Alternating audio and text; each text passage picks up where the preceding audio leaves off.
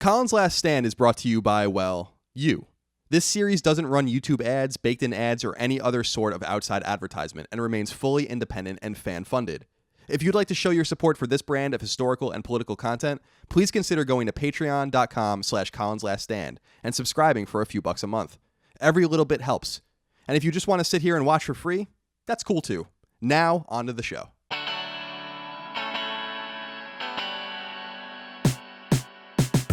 Greetings and salutations. Welcome back to Colin's Last Stand right here on YouTube. My name is Colin Moriarty. As always, I appreciate your time. I appreciate you being here with me, and I hope you're doing very well. Today's episode of Colin's Last Stand hinges on a character I've not really dealt with yet on this series, Bernie Sanders. I think a lot of people out there know how I feel about Bernie Sanders, but I wanted to kind of articulate it in one specific way and ask one specific question, which is Bernie Sanders actually good for America? Is what he's saying good for America, or is it bad for America? And I think the answer is somewhat complicated, but I think I've distilled it down into a short video that I think makes a little bit of sense. Let's jump on in.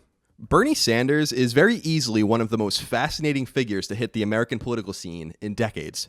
Like previous presidential candidates, Pat Buchanan, Ralph Nader, Ron Paul, and other varying fringe figures, Sanders burst into view extolling a totally different policy mantra than virtually any of his contemporaries, and clearly that mantra resonated. With a populist, unapologetically socialist message, Sanders unleashed a torrent of fury against the political, economic, and social establishments, and gained millions of dedicated disciples in the process. He didn't win, but he came closer to causing an historic primary upset than anyone would have given him credit for a year earlier. We political obsessors had known about Bernie Sanders for years. We saw him speaking on the likes of MSNBC and various Sunday shows for a good long time. When he announced his candidacy, I thought it was a funny aside to Clinton's coronation. But as we all know too well, 2016 bludgeoned many of us over the head and destroyed conventional political wisdom forever. I don't care who you are or what your politics are. You simply have to tip your cap to what the man managed to accomplish. It's the differences between Bernie Sanders and the Buchanans, Naders, and Pauls of the world that truly paint the picture, though, and will later reinforce the point I want to make, that ultimately Sanders isn't good for American political discourse. That aforementioned trio of presidential candidates ranged in how much they broke into mainstream consciousness. Sanders, on the other hand, is today one of the most ubiquitously known and beloved political figures in America. While the other three ran for president, they participated largely around the edges. Sanders' message, much of it well outside mainstream Democratic thought, has started to morph the party's platform, as evidenced by the eager senators who have co-sponsored his recent push for universal health care. It's especially strange that Sanders is allowed to work to change a party he's neither a member of nor explicitly endorses, even as he was somehow allowed to run for that party's ticket. But that's just how it goes sometimes. Whether you think Sanders is a force for positive change or a force for negative change, it's hard to deny that he's a force. The real question is whether him being a force is a good thing. See, the thing about Sanders when taken overall is that he's the ultimate modern-day political enigma in a crowded field of career politicians that all share the same or similar ideas. He sounds different because he is different. You don't hear many politicians espouse the ideas he preaches because his ideas don't seem tenable in American polity, at least until recently. What he does and how he does it requires a certain level of bravery and gamesmanship. You can't possibly deny that. While it may make some folks cringe, I actually respect Bernie Sanders for many of the same reasons I've long respected the aforementioned Ron Paul. Sanders activated the disaffected and made them feel like they could change the status quo. He engendered himself to politically outcast people with outside the beltway ideas. As trite as it is, he gave a voice to the voiceless. And unlike Paul, he managed to grow his movement and all it stood for into something sustainable, current, and influential. Paul barely made a dent ultimately when he made his most famous run in 2008. Sanders kept Hillary Clinton and her team up at night. He's absolutely partially responsible for her loss to Donald Trump, and he's still kicking with, I'd argue, far more relevance than the candidate Trump directly vanquished. But there's something else lost in the mix here too, something a little less nice to say, but something worth saying nonetheless. Bernie Sanders is, as has been pointed out by others, a full-blown political narcissist who could very well be doing far more damage to his allies and to political discourse than many people want to think. No one can deny that Sanders' heart is in the right place. He seems like a perfectly nice, perfectly friendly old man. It's not personal, it's merely political. And when it comes to politics, Sanders' promise the world shtick is getting old and it's becoming dangerous. Few prevailing forces challenge what he said in the 2016 cycle because doing so would waste powder on a man who wasn't going to win to begin with. But letting him go wholly unchecked in this new landscape is now allowing Sanders' message to seep even more into the political consciousness. When I listen to Bernie Sanders, I feel like I'm listening to a man who roots nothing he says in reality and will say anything to put forth an unpragmatic platform that will never actually come to fruition. So the real question becomes, why? Why is he doing this, and why aren't people more forcefully challenging him when doing so would be incredibly easy? When I spent some time with my dad this summer, my dad being the reason that I became politically aware as a young child, we were talking a little bit about Jimmy Carter, who was president in the U.S. from 1977 to 1981. He was elected in 76, beating Gerald Ford, the Republican, and then he lost badly to Ronald Reagan in 1980. And our point in talking about him was that he seemed like a very good man. He seemed like a very nice man, a very normal person, maybe one of the most normal people, actually, to ever be president, but he wasn't fit for the job. Bernie Sanders is a man of idealism, but that's basically where it begins and ends, and I feel like that doesn't really have any use. Because ultimately, idealism doesn't really solve problems, it just creates extremes. And well, in that case, Bernie Sanders seems a lot like another politician in America today. Bernie Sanders has a long history of public service. After spending much of the decade of the 1970s unsuccessfully running for various offices, he was elected the mayor of Vermont's biggest city, Burlington, and served in that position for the duration of the 1980s. Thereafter, he served as Vermont's only congressman for 8 terms until, in 2007, he became one of the state's 2 senators. Sanders has always cast himself as a political independent, but that's only by American standards, as his positions were largely considered far to the left of the mainstream Democratic Party, a party he nonetheless tethered himself to, caucused with, and far more often than not voted in lockstep with. It's easy to make fun of Bernie Sanders because, by many accounts, he didn't do well in school, lived a largely bohemian life, never had a real career before politics, and bred his extreme views in an irrelevant political vacuum in Vermont. But it's worth noting that Sanders has sacrificed much of his adult life to public service, and anyone who does that deserves a level of thanks. But isolated in Vermont and egged on by the state's one-of-a-kind population, Sanders was perhaps made to believe his ideas were more tenable than they really are. And I don't mean that as a slight against Vermont, by the way, a lovely state I've spent a great deal of time in during my life. What I mean to say is that somewhere in that experience over decades, a sort of delusion brewed. Years later, when Sanders finally commanded a national audience against a widely disliked establishment figure, we all watched a similar egging on occur. The fact is, very little Bernie Sanders says has much of a chance of becoming a reality, and furthermore, very little of it is being challenged by the media, by his opponents, and by fact-checkers. In my estimation, it's categorically bad for American discourse. He didn't accomplish pretty much anything of note whatsoever in his time in the House and Senate.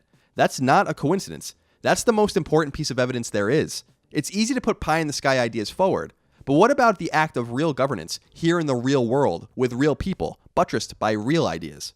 Sanders spends a lot of time, rightfully so, criticizing President Trump for his divisive politics that scapegoat groups of people. It's completely wrong. So why is it that Sanders gets away with scapegoating groups of people too? Why is it that Sanders gets to point at the millionaire and billionaire class and the 1% and blame them for all of the country's ills? The way Bernie Sanders paints the picture, anyone with money is nefariously plotting to siphon wealth from the poor, working and middle classes of America to line their own pockets. Sanders' level of scapegoating is just as absurd as Trump's, but for some reason, he gets away with it, as if the American rich are inherently bad, and as if, by the way, they don't pay the entire tax bill of the United States, employ a significant portion of the American workforce, and can very well serve as aspirational figures. Bill Gates has done more for the good of society than Bernie Sanders ever will, and he did so with his gratuitous wealth.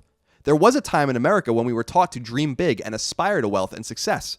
In Bernie's America, I guess we should aspire to blame everyone else and take no responsibility for ourselves.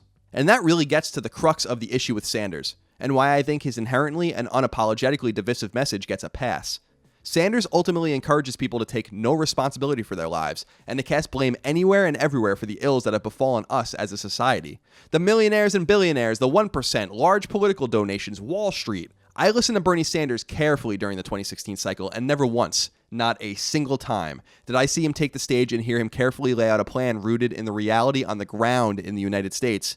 Instead, I heard him tell a bunch of people that he will give them the world, that their issues are the fault of shadowy groups of figures that want to do them harm, and that he will return the country to an era of fairness and prosperity we've since lost.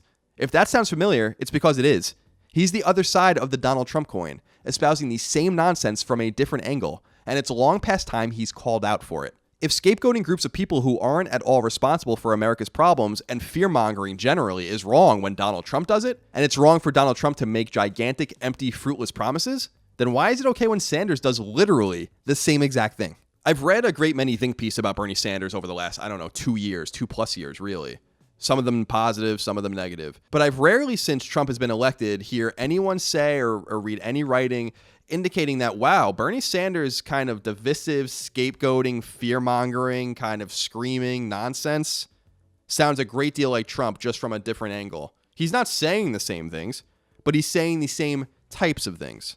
It just seems strange to me that Trump, being totally wrong indeed in scapegoating, say, refugees or immigrants, is called out, as he should be. But Bernie Sanders scapegoats Americans right here at home, most of them perfectly good people, by the way, that create jobs, that pay lots of money in taxes, that are responsible for, the roads being paved and the military existing.